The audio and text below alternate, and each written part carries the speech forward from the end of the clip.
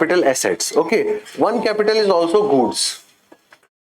Capital goods. Okay, what are capital goods? Those goods which are not consumed, rather they are used for further production. Okay, say for example this marker. This marker is a capital good for me because I use this marker for generation of services, teaching services.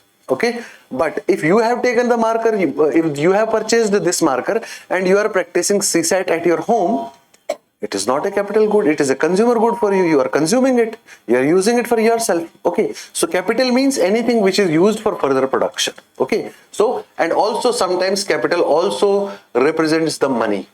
Okay, share capital, how much money you can generate by issue of shares. Okay, paid up capital, how much capital you have actually received after selling of shares. Okay, so capital also means money. In financial market terms particularly, it means money. So it means money, it means asset, it means investment, it means machinery, factory and equipment. Get the point? So capital has vast meanings.